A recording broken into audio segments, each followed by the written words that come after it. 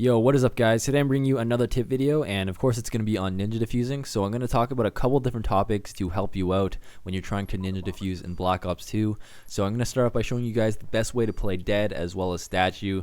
Then I'm going to go over some of my favorite perks when I'm trying to ninja defuse, and I'm also going to show you guys how to stay silent when you're defusing the bomb. But let's get right into it. Let's talk about the best way to play dead. So if you guys already played Black Ops 1, you already know it's very different from Modern Warfare 3, where you can't just keep clicking Y, because if you do that, you're just going to look like you're swimming on the floor. You're going to look like an absolute idiot. So you want to avoid that. What you want to do is hold a certain type of grenade. And the grenades that work are the Semtex grenade, EMP, smoke, sensor, concussion, and flash grenade. So any of those grenades work. All you have to do is lie prone and hold on to them or cook them, and it's going to look like you're playing dead. It's not going to look as good as it did in Modern Warfare 3, but it's going to make your character a little smaller, and it's going to look a lot better than if you were doing nothing.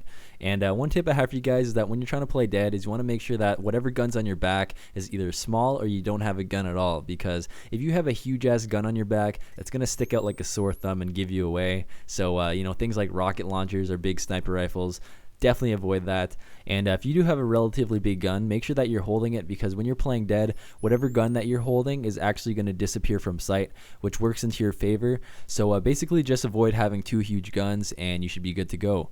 Alright, now I'm going to show you guys how to statue in Black Ops 2, and this is pretty much the same as the last few games, so it's pretty obvious. All you have to do is hold the tomahawk or combat axe, whatever you want to call it. But you do have another choice here. You could actually hold the shock charge, and you're also going to look like you're statuing, which is great because they're in different slots, so you have a choice there. You know, sometimes you might not want to use a tomahawk or combat axe. It gives you another choice in the other slot in your secondary grenade or tactical grenade, and that could be used to statue as well.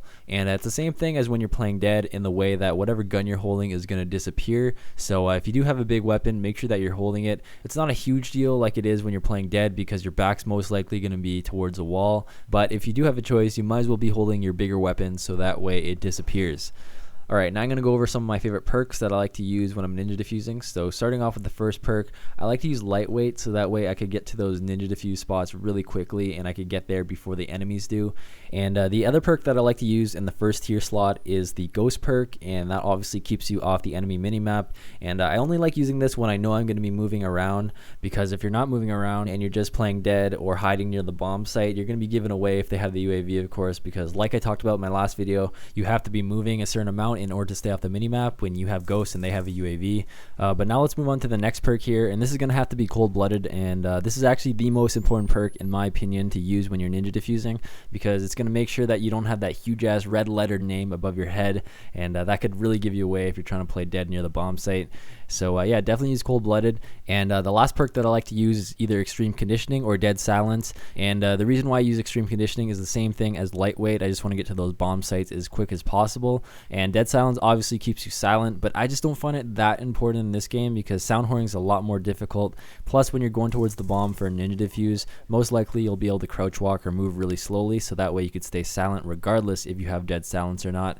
But to be honest, it's pretty flexible in terms of the perks, so there's no specific perk setup that you have to use. The only one that I recommend all the time is cold-blooded, and that's about it. But anyways, let me move on to the next tip here, and this is probably the greatest tip when it comes to ninja defusing, or even planting the bomb or defusing in general. So as you guys know, whenever you plant or defuse the bomb, there's always some type of noise that the bomb makes, and in this game there's two noises. It's when you open up the briefcase and when you press the buttons. But the sound that gives you away the most is when you're pressing the buttons. That shit is so loud, so the way you deal with that is you could be completely silent, and it does not matter what perk you have on. All you have to do is spin while you're defusing or planting the bomb, and that will avoid any noises coming from the buttons. And of course, it's going to be a lot easier to pull off ninja diffuses like this. So just make sure that you're either crouching or standing up, because when you try to spin in circles while you're prone, unfortunately it doesn't keep you silent when you're defusing the bomb. And also, the sound when you open up the briefcase is always going to be there regardless of what you do, so that's one thing that we have to deal with. But it's definitely not as loud as the buttons, so it's not really a big deal. And also, I want to mention that a lot of times in these clips that you see see me ninja diffusing, you'll see that I'm not even spinning around in circles, and there's two reasons for that. One, a lot of times those people are too stupid to even hear the bomb, and the second reason why it's in a lot of my clips is because I was doing these ninja diffuses before I found out that spinning in circles keeps you silent when you're defusing the bomb.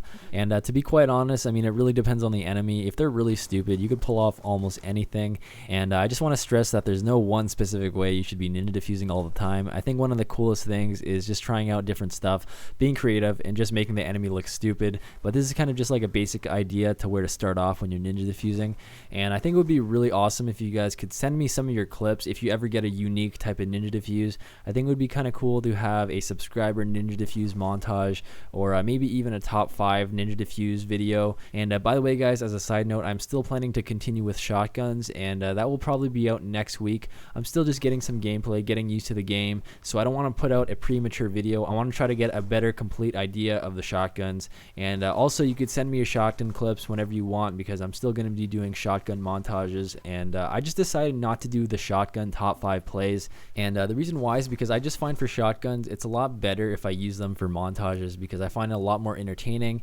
And also for top 5, I just feel like there's less creative things you could do with shotgun clips. You know, most of them are just really beast and very similar, so I just find that they're better for montages rather than top 5 plays. But once again, just send me any of your clips, whether it be shotgun clips, funny clips, ninja diffuse clips, anything like that. I'll definitely put them together and make some cool videos with them. But anyways guys, that's about it for this video. So hope you guys enjoyed it. Hope it helps you out to get a couple ninja diffuses in Black Ops 2. And once again, just make sure to send me any of your cool clips. That'd be really awesome. And yeah, I'll see you guys later. Peace.